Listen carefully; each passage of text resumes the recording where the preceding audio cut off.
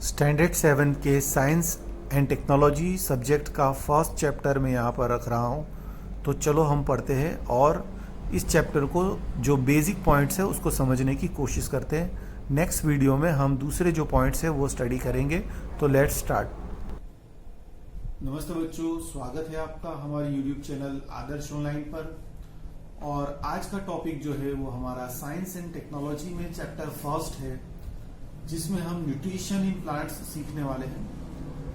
तो फ्रेंड्स, सबसे पहले ये बहुत ही बढ़िया टॉपिक है, डे टू डे लाइफ में भी हमारे लिए बहुत ही ज्यादा जरूरी है, ताकि हम समझ सके कि न्यूट्रिशन क्या है।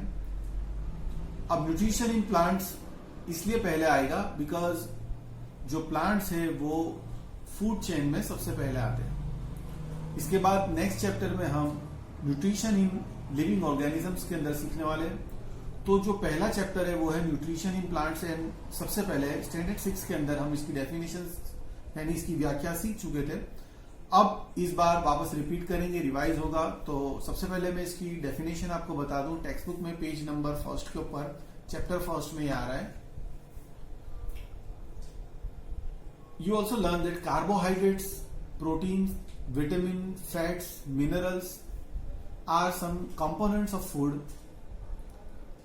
These are very necessary for our body and these components are called nutrition.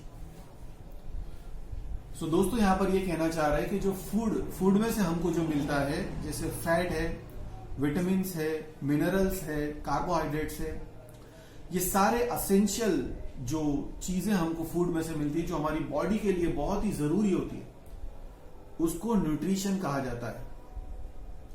Next topic जो इसमें आने वाला है वो ये है, why our body needs nutrition. हमारी बॉडी को न्यूट्रिशन की क्यों जरूरत पड़ती है? तो इसका आंसर मैं आपको बता दूं। हमारी बॉडी को ग्रो करने के लिए, मेंटेनेंस के लिए, न्यू सेल्स बनाने के लिए, सेल रिपेयरिंग के लिए और अपने जैसे दूसरे लिविंग ऑर्गेनिजम्स जो है उसको बॉर्न करने के लिए, हमारी बॉडी का ग्रो करने के लिए और जो डे टू डे एक्टिविटीज है वो करने के लिए हमको एनर्जी की जरूरत पड़ती है। और उसके लिए हमारी our body needs this kind of nutrition. So nutrition are very essential in basic things for our body and all the living organisms. और अभी हम जो है वो प्लांट्स के लिए ये चीजें सीख रहे हैं। नेक्स्ट टॉपिक इसके बाद जो है वो है कि टाइप्स ऑफ न्यूट्रिशन, कितने टाइप के न्यूट्रिशन सिस्टम। सो बच्चों, अब हम ये देखने वाले थे mode of nutrition in plants और what is the need of, what is the necessity of food in our body. Food की क्या जरूरत हमारे जिस्म के अंदर।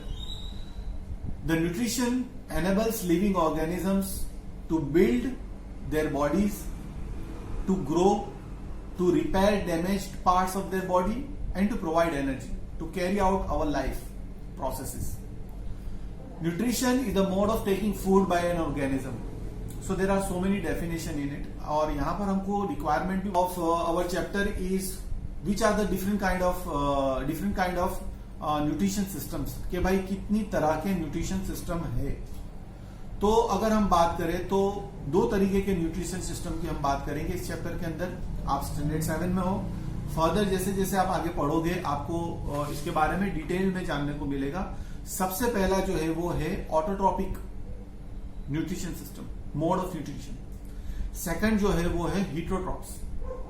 तो सबसे पहले जब हम प्लांट्स की बात करेंगे विच possesses a green pigment called chlorophyll, तो वो ऑटोट्रॉपिक्स हैं एंड हीटरोट्रॉप्स के बारे में हम इसमें बात करेंगे। तो there are two mode of nutrition. Number 1 autotrophic nutrition system, auto यानी self, and heterotrophic means depends on others. जैसे कि फ्रेंड्स, हम इस चैप्टर में बात कर रहे हैं न्यूट्रिशन इन प्लांट्स। तो प्लांट्स के लिए ऐसी कौन सी चीज है जो प्लांट्स को लिविंग ऑर्गेनिजम्स यानी ह्यूमन से या एनिमल से या जो भी जितने भी इंसेक्ट्स है या वो सबसे किस तरह अलग कर देती है।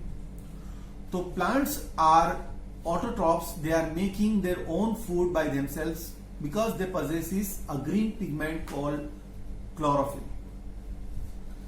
क्लोरोफिल की मदद से सनलाइट और कार्बन डाइऑक्साइड को लेके and with the use of water they make their own food, which is called photosynthesis. Leaves are the food factories of the plant, and the synthesis of food in plants occur in the leaves, and therefore all the raw material must reach there. Water, minerals present in a soil and absorbed by the roots. The sunlight, which is taken by the leaves.